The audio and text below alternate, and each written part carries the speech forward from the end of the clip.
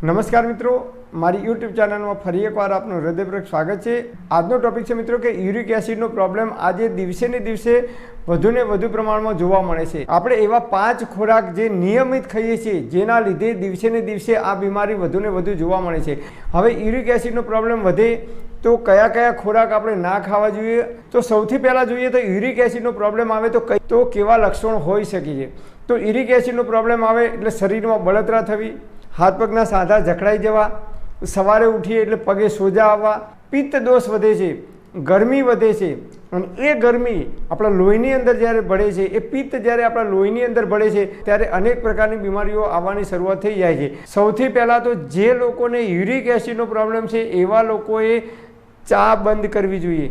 સવારે ઉઠીને તમે ચા પીતા હોય કે કોફી પીતા હોય તો તમારે સંપૂર્ણપણે ચા બંધ કરવી જોઈએ, તો જ યુરિક એસિડમાં કંટ્રોલ થશે। 50% યુરિક એસિડના રોગની અંદર તમને રાહત થશે, લાભ થશે।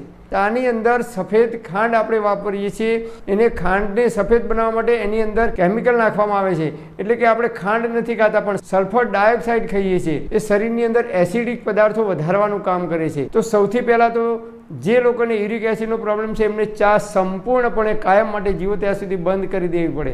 નંબર 2, સફેદ મીઠું એ આજકાલ આપણે પ્રમાણ વધાર્યું છે। દાણેદાર મીઠાને સફેદ બનાવવા માટે, દાણેદાર બનાવવા માટે એની અંદર કેમિકલનો ઉપયોગ કરવામાં આવે છે, એટલે એ કેમિકલવાળું મીઠું આપણે રોજ ખાઈએ અને ઘણા લોકો તો ઉપરથી ભભરાવીને આપણે મીઠું ખાઈએ છીએ, એ યુરિક એસિડ વધારવામાં સૌથી મહત્ત્વનું પરિબળ ધરાવે છે। ઘણા લોકો ટામેટું કાપે, કાકડી કાપે કે કોઈ કચુંબર બનાવે કે કાચી કેરી કાપીએ તો આપણે ઉપરથી મીઠું ભભરાવીને ખાઈએ છીએ। ઘણા લોકો છાશની અંદર જીરું અને મીઠું નાખીને ખાય છે।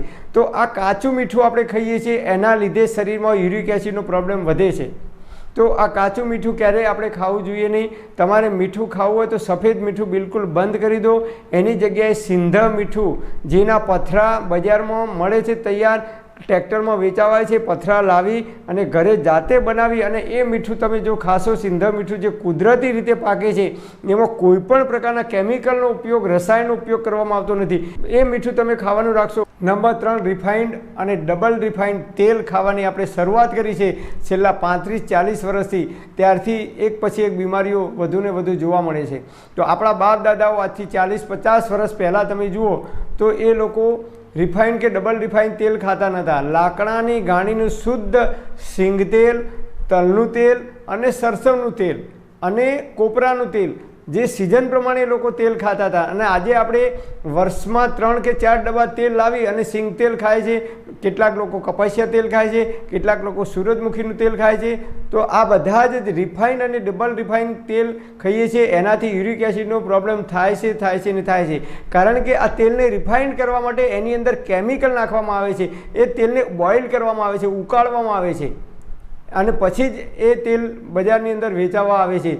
તો રિફાઇન અને ડબલ રિફાઇન તેલ ક્યારેય ખાવું જોઈએ નહીં, એની જગ્યાએ આપણે લાકડાની ગાણીનું શુદ્ધ તલનું તેલ, મગફળીનું તેલ કે ટોપરાનું તેલ, આ 3માંથી ગમે તે એક તેલ તમે તમારી અનુકૂળતા પ્રમાણે ખાઈ શકો છો। અને નંબર 4, દૂધ અને દૂધની તમામ બનાવટો યુરિક એસિડનું પ્રોબ્લેમ કરવામાં સૌથી મહત્ત્વનો ભાગ ભજવે છે। અત્યારે હાલ જે કંઈ દૂધ આપણે ખાઈએ છીએ, દૂધ પેકિંગવાળું દૂધ આવે છે, કોથળીમાં દૂધ આવે છે, એ પાવડરથી બનાવેલું આવે છે, એની અંદર પ્રિઝર્વેટિવ નાખવામાં આવે છે, લોંગો ટાઈમ ચાલે એટલા માટે। અને પહેલાંના જમાનામાં આપણા બાપ દાદાઓ, વડવાઓ ભેંસ દોઈ કે ગાય દોઈ અને તાજું જ દૂધ ખાતા હતા અને રાત્રે જ ખાતા હતા। અને આજકાલ ઘણા બધા લોકો સવારે દૂધ પીવે છે। આયુર્વેદ મુજબ સવારે ક્યારેય દૂધ પીવાય નહીં। દૂધ પીવું હોય તો એ સાંજે સૂર્યાસ્ત પહેલાં ખીચડી સાથે તમે દૂધ લઈ શકો છો, અને એ દેશી ગાયનું શુદ્ધ દૂધ હોય તો એ અતિ ઉત્તમ બોડી માટે છે। ના મળે તો ભેંસનું દૂધ થોડુંક ખાઈ શકાય, પણ યુરિક એસિડનો પ્રોબ્લેમ જે લોકોને છે એમને દૂધ અને દૂધની બનાવટો એટલે કે માખણ છે, ઘી છે, પનીર છે, બટર છે, જે કંઈ દૂધમાંથી બને છે તમામ પ્રકારની બનાવટો હોય કે દૂધમાંથી બનતી જેટલી પણ મીઠાઈ હોય કે સફેદ ખાંડમાંથી બનતી જેટલી પણ મીઠાઈ હોય એ બિલકુલ બંધ કરી દેવી જોઈએ। જે લોકોને યુરિક એસિડનો પ્રોબ્લેમ થયો છે એવા લોકોએ તો સંપૂર્ણ બંધ કરવી જોઈએ। અને યુરિક એસિડથી બચવું હોય ભવિષ્યની અંદર તો પણ આ બધી આપણે આઈટમો બિલકુલ ઓછી કરી દેવી જોઈએ। એની જગ્યાએ દેશી ગાયનું શુદ્ધ ઘી તમે ખાઈ શકો છો, એ પણ ઘરે જાતે બનાવેલું હોય તો। નંબર 5, ફ્રીજનું પાણી। આજકાલ તમે જુઓ તો મોટા ભાગના બાળકો પણ ફ્રીજનું પાણી પીતા થઈ ગયા છે. મોટા ભાગના તમે કોઈ પણ જગ્યાએ આપણે સંસ્થામાં જઈએ, શાળા કોલેજોમાં જઈએ તો ત્યાં પણ વોટર કુલર મૂકેલા હોય. ગવર્મેન્ટ કોઈ પણ ઓફિસોમાં આપણે જઈએ તો ત્યાં પણ વોટર કુલર મૂકેલા હોય છે. અને જાહેર જગ્યાએ જઈએ તો અમુક મહાદેવના કે મોટા મોટા મંદિરો હોય તો એની અંદર પણ વોટર કુલર મૂકેલા હોય છે. એટલે આજકાલ છેલ્લા 30-35 વર્ષથી આપણે ફ્રીજનું ઠંડુ પાણી પીવાની શરૂઆત કરી દીધી છે. ફ્રીજનું ઠંડુ પાણી જિંદગીમાં જીવો ત્યાં સુધી ક્યારેય પીવાય નહીં.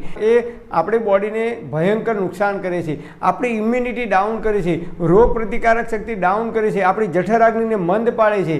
એમાંથી ધીમે ધીમે કબજિયાત થવાની શરૂઆત થઈ જાય છે.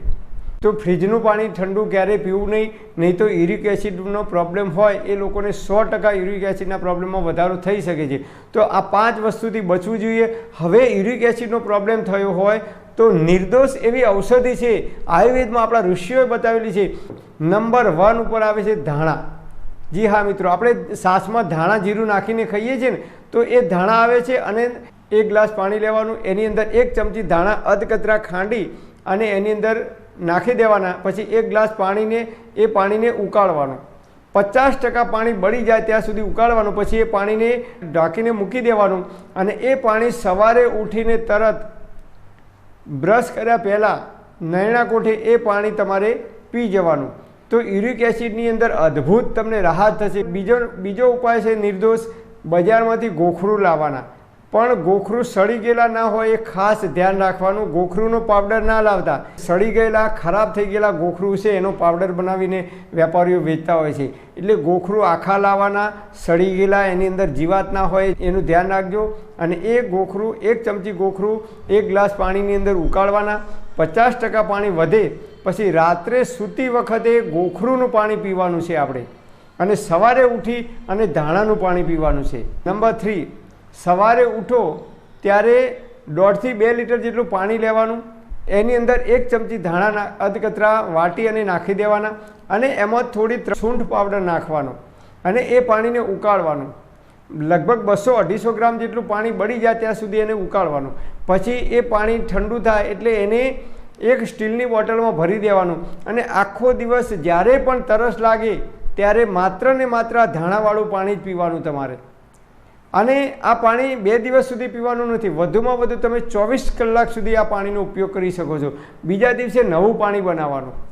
તો તમારી જેટલી જરૂરિયાત હોય એટલું તમે પાણી રોજે રોજ તમે આ રીતે ધાણાનું પાણી પીશો 15 દિવસ સુધી, તો શરીરની અંદર લોહીની અંદર જેટલા પણ ટોક્સિન છે, લોહીને શુદ્ધ કરવા માટેનું આ અદ્ભુત પરિણામ આપે છે આ ઔષધિ. અને બીજા નંબરની ઔષધિ છે જેને રસાયણ ચૂર્ણ કહેવામાં આવે છે. ગળો, ગોખરું અને આમળા, આનું તૈયાર ચૂર્ણ બજારમાં મળે છે. એ તમારે ના લાવવું હોય તો ઘરે 1:1:1 એટલે કે સપ્રમાણમાં બનાવવાનું. 100 ગ્રામ 100 ગ્રામ 100 ગ્રામ આ ત્રણેયનો સરખા પ્રમાણમાં એનો પાવડર બનાવી મિક્સ કરી અને એ પાવડર તમારે દરરોજ રાતે સૂતી વખતે 1 ગ્લાસ પાણીની અંદર 1 ચમચી પાવડર નાખી અને પાણીને ઉકાળવાનું.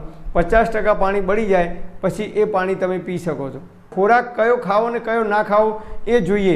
તો જે લોકોને યુરિક એસિડનો પ્રોબ્લેમ છે એવા લોકોએ દૂધની તમામ આઇટમો બંધ કરવાની. એટલે કે દૂધ અને સફેદ ખાંડમાંથી બનતી તમામ પ્રકારની મીઠાઈ બંધ કરવાની. નંબર 2, દાણાવાળા શાકભાજી તમારે બિલકુલ બંધ કરવાના છે. દાણાવાળા શાકભાજી એટલે કે ભીંડો છે, ગવાર છે, ચોળી છે, પાપડી છે, વાલોડ છે, વટાણા છે, જેની અંદરથી દાણા નીકળે છે એવા શાકભાજી તમારે બિલકુલ એવોઇડ કરવાના છે યુરિક એસિડનો પ્રોબ્લેમ હોય એવા લોકોએ. અને એની જગ્યાએ તમારે દૂધી, તુરિયા, ગલકા આનું શાક ખાવાનું. અને નંબર સૌથી શ્રેષ્ઠમાં શ્રેષ્ઠ શાક છે પમ્પકિન, જેને કોળું કહેવામાં આવે છે, જેનું ગુજરાતીઓ માત્ર આપણે યજ્ઞ કરીએ, હવન કરીએ તો એની અંદર કાપવા માટે ઉપયોગ કરીએ છીએ. પણ એ કોળું છે એ 120 દિવસ સુધી તમે મૂકી રાખો તો ક્યારેય ખરાબ થતું નથી. એને ફ્રીજમાં મૂકવાની પણ જરૂર પડતી નથી. અને આયુર્વેદમાં સૌથી બેસ્ટ ઔષધિ માનવામાં આવે છે. પિત્ત પ્રકૃતિ હોય, શરીરમાં ગરમી વધી હોય, શરીરમાં યુરિક એસિડનો પ્રોબ્લેમ વધ્યો હોય તો એ એસિડિક તત્વોને શાંત કરવા માટે તો આલ્કલાઇન આપણે ખોરાક ખાવો જોઈએ. તો આ આલ્કલાઇનમાં સૌથી બેસ્ટ છે એ પમ્પકિન, કોળું છે. તો કોળાનો જ્યુસ પણ આપણે અડધો ગ્લાસ રોજ પી શકાય, અથવા કોળાનું શાક તમે નિયમિત ખાવાનું રાખશો તો બોડી માટે અતિ ઉત્તમ ફાયદાકારક છે. તો આપણે વેલાવાળા શાકભાજી ખાવા જોઈએ, દાણાવાળા શાકભાજી અવોઇડ કરવા જોઈએ. બાજરીનો રોટલો એ ઉષ્ણ છે, દહીં એ ગરમ છે, ઉષ્ણ નહીં અતિ ઉષ્ણ છે, તો દહીં પણ ના ખાવું જોઈએ.